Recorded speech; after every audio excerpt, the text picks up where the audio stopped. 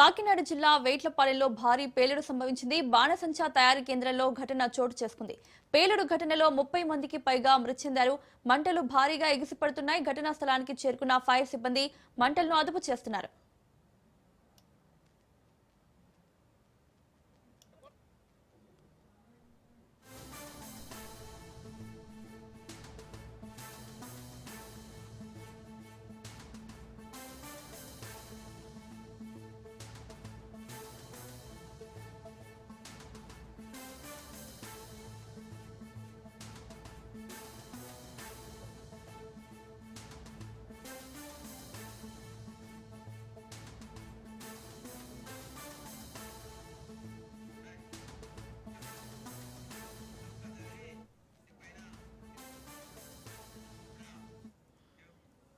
కాకినాడ జిల్లా వేట్లపాలెంలో భారీ పేలుడు సంభవించింది. బాణసంచా తయారీ కేంద్రంలో ఘటన చోటు చేసుకుంది. పేలుడు ఘటనలో 30 మందికి పైగా మృతి చెందారు. మంటలు భారీగా ఎగిసిపడుతున్నాయి. ఘటనా స్థలానికి చేరుకున్న ఫైర్ సిబ్బంది మంటలను అదుపు చేస్తున్నారు. ఇదే అంశానికి సంబంధించి మరిన్ని అప్డేట్స్ మా ప్రతినిధి దత్తు అందిస్తారు. దత్తు, అక్కడికి ఫైర్ సిబ్బంది చేరుకుని మంటలను అదుపు చేస్తున్నట్టు తెలుస్తోంది. మంటలు అదుపులోకి వచ్చాయా? అక్కడి పరిస్థితి ఏ విధంగా ఉంది? కాకినాడ జిల్లా వేట్లపాలెంలో జరిగినటువంటి ఘోర అగ్ని ప్రమాదం. ఇది బాణసంచా తయారీ కేంద్రంలో ఈ ప్రమాదం చోటు చేసుకుంది. ఈ ప్రమాదంలో పెద్ద ఎత్తున మృతుల సంఖ్య ఉన్నట్టు అవకాశం ఇవ్వబడుతోంది. అయితే ఇప్పుడు స్థానికులు అందిస్తున్న సమాచారం ప్రకారం చూసుకుంటే కనుక ఆ యొక్క కర్మాగారంలో 50 మంది వరకు పనిచేస్తారు అని కొంతమంది చెప్పారు. మరి కొందరు అయితే కనుక 30 మంది వరకు పనిచేస్తారని చెప్తారు.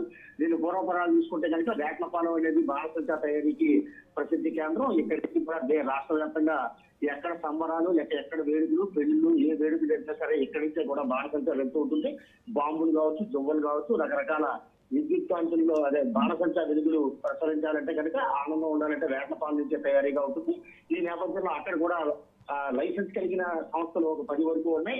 అనాథరైజ్ గా పనిచేస్తున్నటువంటి సంస్థలు ఇంకొక 10-15 వరకు ఉన్నాయి. ఈ వీటిలో కూడా పెద్ద ఎత్తున ముఖ్యంగా మహిళలు పనిచేస్తూ ఉంటారు.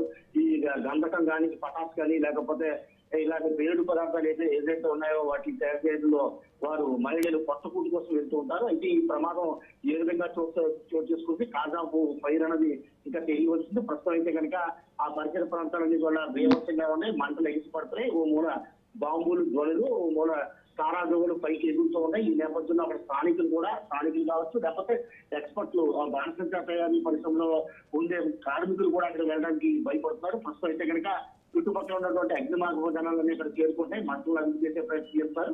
అదే క్షతగాత్రులు మాత్రం ఒక 6 బయటకు రావడం జరిగింది. కొంతమందికి శరీరంలో ఉన్న పార్ట్స్ అన్ని కూడా విడిపోవడం జరిగింది. లోపల క్షతగాత్రులు ఎంతమంది ఉన్నారు, అలాగే ఈ అగ్ని ప్రమాదంలో చిక్కుకున్న వారు ఎంతమంది ఉన్నారు, మృతులు ఎంతమంది ఉన్నారంటే ఇంకా పూర్తి స్థాయిలో క్లారిటీ ఉంది. అయితే మనకున్న అందుతున్న సమాచారం ప్రకారం 6 అయితే కన్ఫామ్ గా చనిపోయారని తెలుస్తోంది. అయితే మృతుల సంఖ్య ఇంకా పెరిగే అవకాశం ఉంది. ప్రస్తుతం అయితే కనుక సహాయ సహకారాలు అందించడానికి అధికార యంత్రాంగం హుటాహుటికి చేరుకుంటుంది. ఏదైతే మంటలు అదుపు చేయడానికి ఫైర్ ఇంజిన్లు ఇటు పెద్దాపురం, అటు సామర్లకోట, కాకినాడ, పిఠాపురం నుండి కూడా పెద్ద ఎత్తున ఫైర్ ఇంజిన్లు అక్కడ తరలించినాయి. ప్రస్తుతం అయితే ఒక క్లారిటీ రావాల్సింది. అందులో పనిచేస్తున్న వాళ్ళు ఎంతమంది ఉన్నారు ఉంటుంది. అయితే మధ్యాహ్నం భోజన విరామ సమయంలో వారంతా ఎవరైనా బయటికి వెళ్ళి అందరూ మంటకుని మరి కొద్ది సేపట్లో తెలిసే అవకాశం ఉంది. దత్తు, ఈ ప్రమాదం అసలు ఏ సమయంలో జరిగింది అండ్ ఈ ప్రమాదం జరగడానికి గల ముఖ్య కారణాలు ఏంటి? ఈ ప్రమాదం అంటే ఒక హాఫ్ అన్ అవర్, ఒక 20 నిమిషాలు 30 నిమిషాలు మాత్రమే జరిగిందిగా మనం భావించవచ్చు.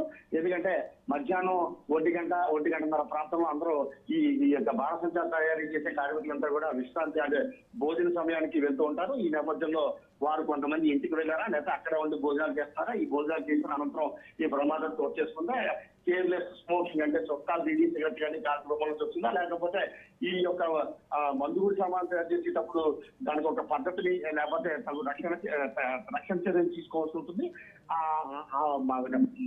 గంధకం, పటాస్ అనే 2 పదార్థాలు ఉంటుంటాయి. ఈ రెండింటిని సన్నిహితంలో వాటిని మిక్స్ చేయాలి. మిక్స్ చేసిన తర్వాత వాటిని నూరి వాటిలో ప్రెస్ చేస్తారు. అయితే బాంబులు కావచ్చు, లేకపోతే తారాజోల్ కావచ్చు, లేకపోతే ఏదైతే వెలుగులు చెప్పాలంటే కనుక ఈ గంధకం పటాసు మెయిన్ ఇంగ్రీడియంట్ గా చెప్పుకోవచ్చు. వాటిని మిక్స్ చేసేటప్పుడు, వాటిని కూడేటప్పుడు అంటే జస్ట్ లైక్ ప్రజెంట్ చేసేటప్పుడు ఆ ఒత్తిడికి ఈ ఫైర్ సంభవించిందా, లేకపోతే నిర్లక్ష్యంగా సిగరెట్ కానీ లేకపోతే చుట్ట కానీ ఇలాంటివి వెలిగించి పడేస్తారా, లేకపోతే వంట చేసుకునేటప్పుడు వచ్చిందా, లేకపోతే విద్యుత్ షార్ట్ సర్క్యూట్ మూలంగా కూడా ఇట్లాంటి ప్రమాదాలు చోటు చేసుకునే అవకాశం ఉంది.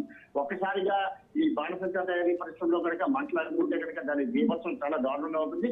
గతంలో ఒక 4-5 సంవత్సరాల క్రితం దీపావళి ముందు కూడా ఇక్కడ జరిగింది. అప్పుడు దాదాపు 15 నుంచి 16 మంది వరకు చనిపోయారు. చాలా మంది శరీర భాగాలన్నీ విడిపోయి ఇప్పటికీ హాస్పిటల్లో వాళ్ళు చికిత్స తీసుకుంటూనే ఉన్నారు, కోలుకోలేకుండా ఉన్నారు. ఇలాగే ఇక్కడ దీంతో పాటు రామచంద్రాపురం పక్కన ఉన్నటువంటి కుమారపురం అనే ఒక ఊర్లో కూడా ఇదే సంఘటన చోటు చేసుకుంది. తరచూ ఇట్లాంటి సంఘటనలు చోటు చేసుకుంటున్నా అధికార యంత్రాంగం వాటిని నిర్లక్ష్యం వహిస్తుందని చెప్పొచ్చు. అలాగే బాణసంచా తయారీ కర్మాగారం నిర్వహించే యజమానులు ఎవరైతే ఉన్నారో వారు కూడా పూర్తి స్థాయిలో సేఫ్టీ మెజర్స్ తీసుకోకుండా ఈ పరిశ్రమను రన్ చేయడం కూడా ఒక కారణంగా చెప్పొచ్చు. ప్రస్తుతం అయితే కనుక మృతుల సంఖ్య పెరిగే అవకాశం ఉన్నట్లు ఖచ్చితంగా కనబడుతుంది. అయితే ప్రస్తుతం అందులో పనిచేస్తున్న వారు ఎంతమంది ఉన్నారు, మధ్యాహ్నం సమయంలో వారైనా బయటకు వెళ్ళారా, బయటకు వెళ్తే ఒక రకంగా ఊపిరి తీసుకొచ్చారని చెప్పొచ్చు. ప్రస్తుతం కొంతమంది చెప్తున్న ప్రకారం 50 మంది ఉన్నారు, కొంతమంది చెప్తున్న లెక్కల ప్రకారం 30 మంది ఉన్నారు. దీనికి ప్రధాన కారణం చూసుకుంటే కనుక జాతర సమయం అయిపోయింది. శివరాత్రి తర్వాత ఆ దేవుడికి సంబంధించిన కార్యక్రమాలు శ్రద్ధగా ఉండవు. దాంతో ఇప్పుడు పెళ్లిళ్ళ సీజన్ మొదలవడంతో పెళ్లిల్లో ఉపయోగించే బాణసంచా తయారీ కోసం ఈ యొక్క పెద్ద ఎత్తున ఆటోలు వస్తుంటాయి. ఈ నేపథ్యంలో ఈ యొక్క కార్మికుల సంఖ్య కూడా అధికంగా ఈ యజమానులు పెడుతుంటారు. ప్రస్తుతం మంటలను ఆర్పడానికి